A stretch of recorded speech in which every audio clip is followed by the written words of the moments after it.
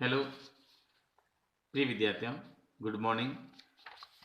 सबसे पहले तो मैं आपको एक इन्फॉर्मेशन देना चाहता हूँ कि स्नातक प्रथम वर्ष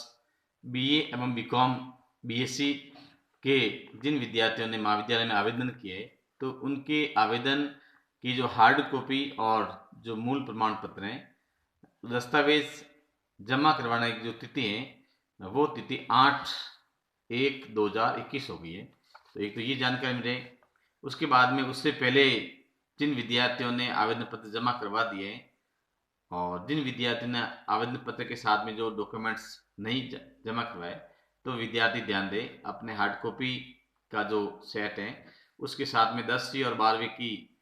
फोटोकॉपी, स्व हस्ताक्षर एक ये डाल दें। उसके बाद में टीसी सीसी माइग्रेशन की प्रतिलिपि, आप में से जाति प्रमाण पत्र SC ST OBC के लिए, और अगर आपके EWS का जो प्रमाण पत्र बने हुए हैं तो वो लोग भी डाल दें। मूल निवास प्रमाण पत्र की फोटोकॉपी, आय प्रमाण पत्र का जो प्रारूप है जो डायरेक्टरेट की साइट पे दे रखा है और मैंने एक ग्रुप में भी इसको डाला था, तो वो भी देख लें। और बोनस के लिए अगर आपने कोई अप्लाई किया था कि जैसे खेल कूद के संबंध में हो या NCC स्काउटिंग इत्यादि से संबंधित कोई आपने प्रमाण पत्र ये फॉर्म भरते समय अगर डाला, सबमिट किया था, तो उसकी कॉपी भी साथ में देनी है। और अगर कोई विद्यार्थी दिव्यांग कैटेगरी में आता है तो उसका भी आप लोग प्रमाण पत्र डालें। तो ये सभी प्रकार के जो डॉक्यूमेंट्स है, TC CC और माइग्रेशन, ये तीन तो आपके मूल दस्तावेज इसकी जरूरत पड़ेगी। और बाकी वाले जो डॉक्यूमेंट्स है आप इसके दो दो फोटोकॉपी आप साथ में लेके आए। और डॉक्यूमेंट्स जमा करवाने के बाद में महाविद्यालय से आप अपना एडमिशन कार्ड लेना नहीं भूले। इस बारे में ध्यान दें। बहुत से विद्यार्थी कई बार जो प्रश्न पूछते रहते हैं, अनावश्यक रूप से जो इस प्रकार से जो व्हाट्सएप में भी मैसेज कर देते हैं, तो आप लोग प्रयास करें कि हमारे जो भी महाविद्यालय से संबंधित जो भी जानकारी होगी हम उस जानकारी को ग्रुप में डालेंगे, जिससे कि आप एक ही जगह चैनल पर उसको आप लोग सूचना पढ़ दें। अब हम आज अपने टॉपिक पे बात करते हैं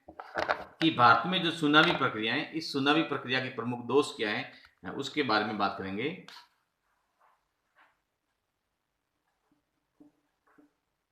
भारत में चुनावी प्रक्रिया, इलेक्शन कमीशन के बारे में हमने पढ़ा था। और उसके बाद हम देखेंगे भारत में जो चुनाव है हो रहे हैं, चाहे चुनाव लोकल हो, स्टेट के हो या सेंटर के हो, लोकल बॉडीज के चुनाव हो और लोकल से फिर ग्लोबल की ओर बढ़ते हैं। तो इस प्रकार से जितने भी तमाम प्रकार के जो चुनाव होते हैं, उस चुनाव में प्रमुख रूप से हमें जो दोष क्या देखने को मिलते हैं, और एक तो ये बात करेंगे इसमें जो डीमेरिट क्या है, यानी कि इसमें कौन कौन से दोष पाए जाते हैं। उसके बाद में ये प्रयास करेंगे इन दोषों को दूर करने के संबंध में कौन कौन से सुझाव दिए जा सकते हैं। तो पहले हम दोषों के बारे में बात करेंगे, उसके बाद में चुनाव के जो चुनाव सुधार है, उस चुनाव सुधार के बारे में कौन से सुझाव है उसके बारे में भी बातचीत करेंगे। विद्यार्थियों, आपको मालूम है कि चुनावी जो व्यवस्था है वो लोकतंत्र का एक प्राण है, क्योंकि लोकतंत्र को जिंदा रखने के लिए एक प्रकार से जो चुनावी प्रक्रिया हमारे समक्ष होती है, और उस चुनावी प्रक्रिया के माध्यम से हम लोग एक लोकतांत्रिक तरीके से अपने उम्मीदवार होता है या प्रतिनिधि होता है उसका चुनाव करते हैं। लेकिन आए दिन हमें देखने को मिलते हैं कि इसमें विभिन्न प्रकार के कई प्रकार के जो दोष हमें देखने को मिलते हैं, और विशेष रूप से हम उन दोषों के ऊपर जो बातचीत करेंगे जो हमारी चुनावी जो प्रक्रिया है, इस चुनावी प्रक्रिया को सबसे ज्यादा प्रभावित करते हैं। कई बार एग्जाम में ये भी प्रश्न आता है कि भारत में चुनाव प्रक्रिया को या मतदान व्यवहार को प्रभावित करने वाले जो प्रमुख कारण है,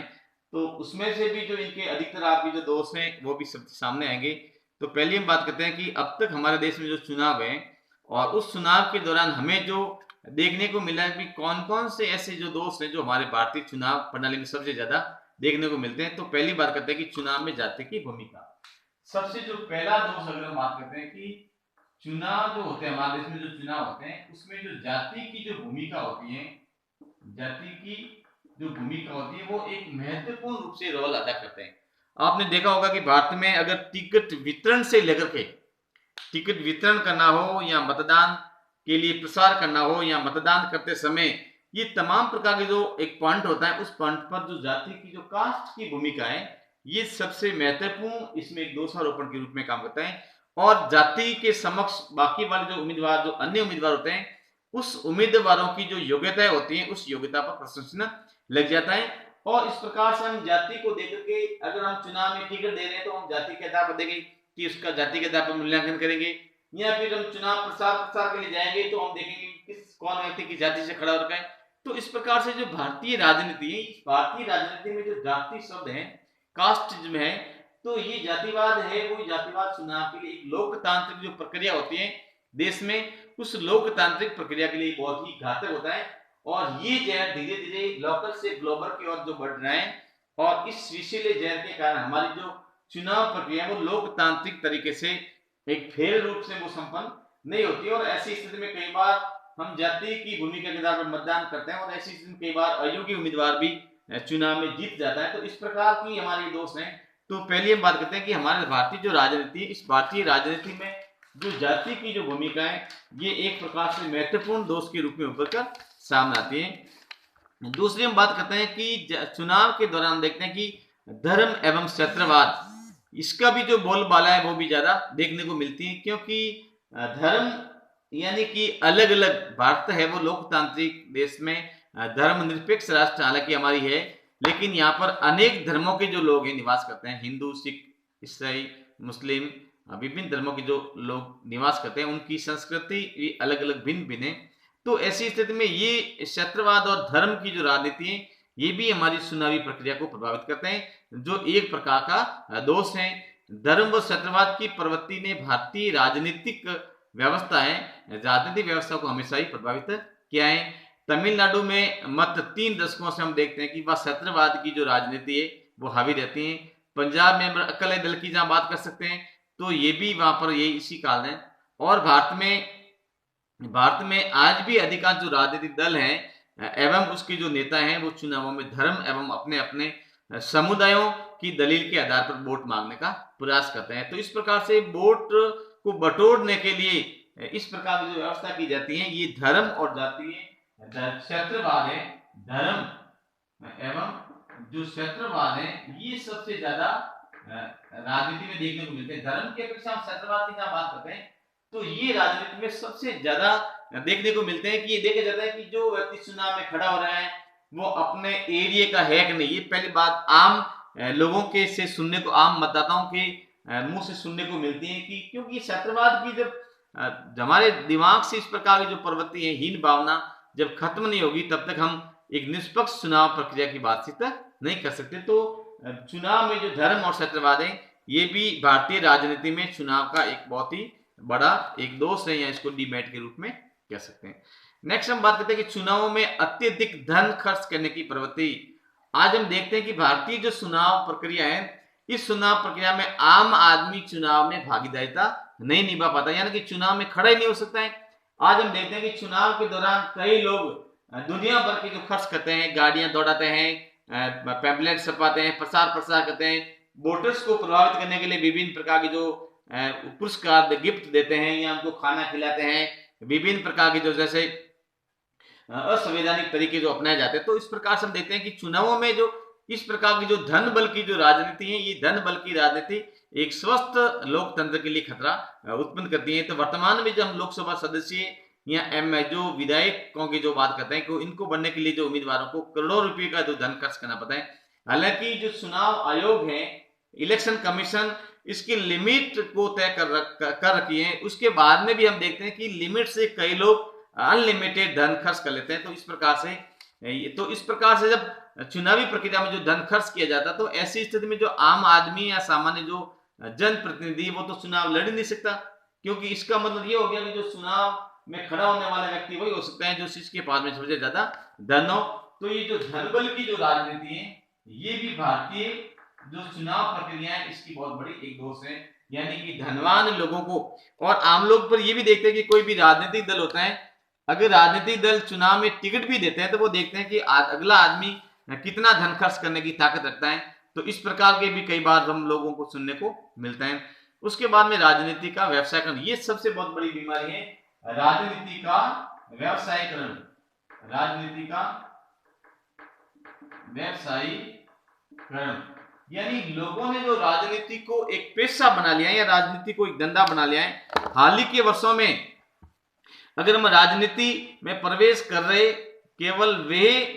एक दिखावा करते हैं या हम यूँ कह सकते हैं कि झूठ कपट का सहारा लेकर के वे लोग राजनीति में प्रवेश कर लेते हैं और जैसे तैसे करके साम दाम दंड की भेद नीति अपनाकर चुनाव में टिकट प्राप्त कर लेते हैं और टिकट प्राप्त करने के बाद में जैसे तैसे करके वो चुनाव जीत पाते हैं और जीतने के बाद में फिर वो क्या करते हैं, धीरे धीरे राजनीति में अपना पैर इस प्रकार से पसार देते हैं कि धीरे धीरे वो लोगों का शोषण करना प्रारंभ कर देते हैं। अवैध प्रकार से लाइसेंस दिलवाना है, ठेकेदारी प्रथा में भागीदारिता निभानी है, अपने भाई भतीजवाद के आधार लोगों को ठेकेदारी दिलवानी है। तो इस प्रकार से वो क्या करते हैं कि एक राजनीति को पेशा बना लेते हैं, राजनीति को व्यवसायिक रूप बना लेते हैं। जबकि हम स्विट्जरलैंड की जहां बात करते हैं कि स्विट्जरलैंड में इस प्रकार की जो प्रक्रिया है वो नहीं पाई जाती, क्योंकि वहां पर जो लोग राजनीति में आते हैं उसका जो उद्देश्य होता है वो होता है समाज कल्याण का उद्देश्य होता है। जबकि भारतीय राजनीति है, इस राजनीति में जो राजनीति का जो व्यवसायीकरण है वो दिनों दिन बढ़ता जा रहा है। उसके बाद हम बात करते हैं कि जो वंशवाद एवं परिवारवाद, ये भी बहुत बड़ा एक रोग है।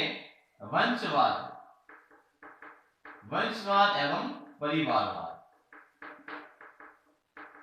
अगर हम वंशवाद की बात करें तो भारतीय जो राजनीति है या परिवारवाद की बात करें तो भारतीय राजनीति नीचे से लगा करके ऊपर तक, यानी कि लोकल इलेक्शन से लगा करके जो सेंटर या स्टेट के जो इलेक्शन होते हैं, इन सभी प्रकार के जो इलेक्शन होते हैं इसमें वंशवाद या परिवारवाद है वो दिनों दिन बढ़ता जा रहा है। केंद्र की राजनीति हो या फिर राज्यों की राजनीति हो, इसमें वंशवाद एवं परिवारवाद की जो जड़ें है वो दिनों दिन आगे तेजी से फैली जा रही हैं और जो भारतीय चुनावी प्रणाली का एक भयंकर दोष माना जाता है। गांधी परिवार हो या हरियाणा में एक चौटाला परिवार हो, मध्य प्रदेश में सिंधिया परिवार हो, राजस्थान में मदेरणा या मिर्जा परिवार हो, अगर हम जम्मू कश्मीर में बात करें तो अब्दुल्ला परिवार हो, यूपी में यादव परिवार हो। इस प्रकार से ये जो कुछ मैंने आपको उदाहरण बताए, ये उदाहरण भारतीय राजनीति में एक वंशवाद या परिवारवाद को बढ़ावा देते हैं। आजकल आप लोगों ने देखा होगा कि क्योंकि जो क्षेत्रवाद या जो क्षेत्रीय दलों की जो संख्या बढ़ रही है, वो क्षेत्रीय दलों की संख्या बढ़ने के साथ साथ में भारतीय राजनीति में ये परिवारवाद जो बढ़ रहा है और परिवार के लोगों को टिकट दिया जा सकता है। आप लोगों ने विशेषकर जो यूपी बिहार के जो चुनाव देखे होंगे या एमपी राजस्थान के जो चुनाव देखेंगे, उसमें सबसे जो ज्यादा होता है वो 4-4, 5-5 जो टिकट है वो एमपी के लिए या एमएलए के लिए अपने परिवार के लोगों को देते हैं। तो इस प्रकार की जो प्रक्रियाएं ये भारतीय राजनीति में एक खतरा पैदा करती हैं जो एक स्वस्थ लोकतंत्र के लिए घातक है। उसके बाद में मतदाताओं की निष्क्रियता,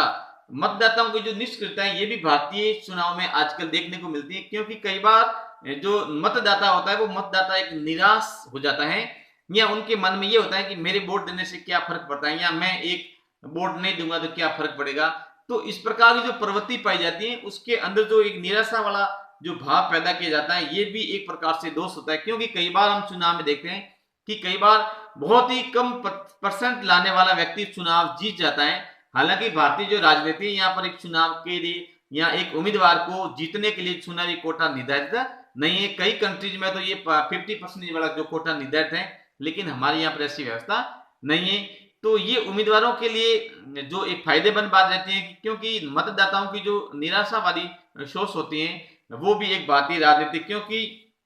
भारतीय राजनीति के लिए जो घातक होती है, इसलिए मतदाताओं की निष्क्रियता को भी दूर किया जाना चाहिए। समय रहते अगर मतदाताओं को ट्रेंड नहीं किया या इसकी निष्क्रियता दूर नहीं की गई तो आने वाले समय में भारतीय जो राजनीति है, भारतीय राजनीति में केवल वही लोग शासन करेंगे जो एक राजनीतिक साम दाम दंड की विधि से जो लोग जो स्वतंत्र या